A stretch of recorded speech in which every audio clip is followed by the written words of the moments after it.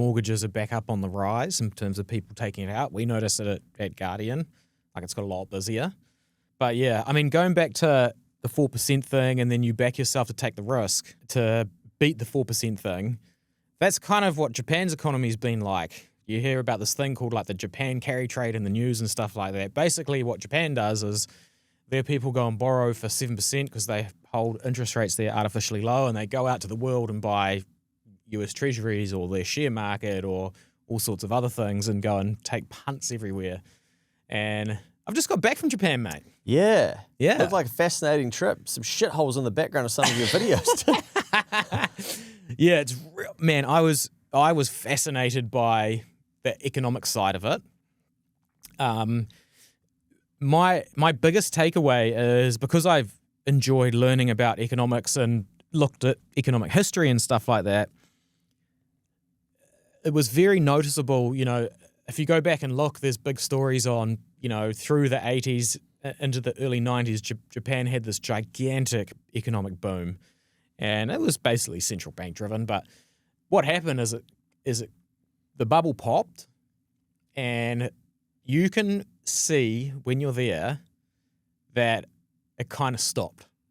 You know, Tokyo soaked up a bit of new capital and stuff like that, but just in the construction, like, there wasn't that much construction going on, if I'm honest. And then a lot of it looked like it was from like 1989, and exceptional condition, very clean, very tidy, very well kept, but amazing that it's kind of like stuck in time. It almost looked, in some of the videos that I saw, that it was like old classroom style, like looking buildings. Yeah, it kind of reminded you of like the old school, eh? Yeah. Yeah, it was like that. So you think like a lot of money's getting flushed through the system, that means then a lot of stuff gets built and whatnot, and then they've kind of had this big peak, and then they sort of come down the other side in some parts of Japan. Yeah, well, they had such a bad real estate crash. I think Cody brought it up when he was on here, right? And they had such a bad real estate crash that they were kind of scarred, kind of like what people say about New Zealand and the stock market in 1987. Like, they're scarred. That's why we invest in property, like at this kind of behavior around it. And the finance sector over there, you know, does this, borrows a yen, goes and buys US dollar assets and stuff like that. And we can get into it, but that's kind of slowly not looking good at the moment. That's being unwound with actual inflation, but the behavior over there was to save for a long time, so they didn't really have like proper inflation, even though they were like buying the bonds and keeping the interest rates low.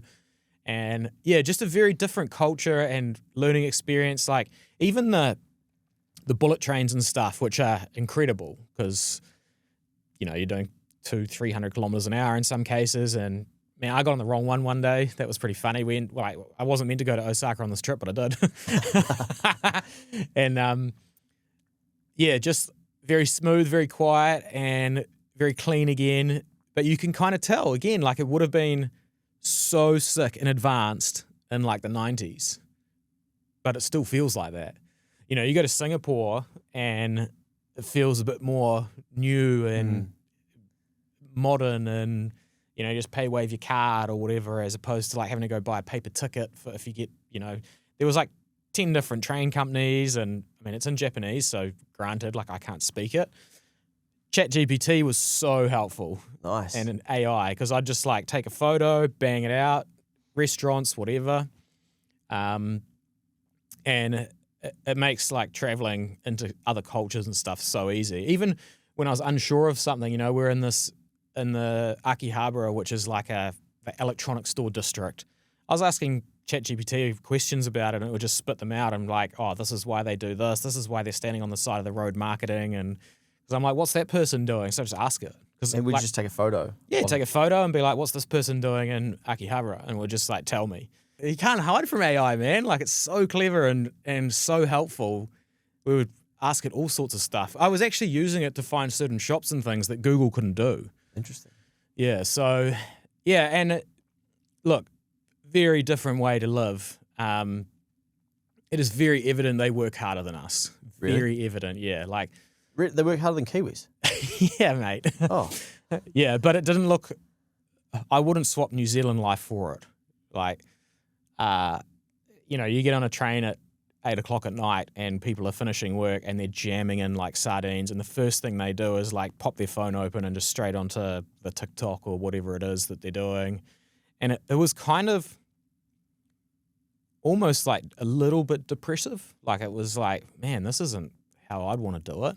But also I was there for like 20 days. You don't get to see what real life is actually like there in that short period of time.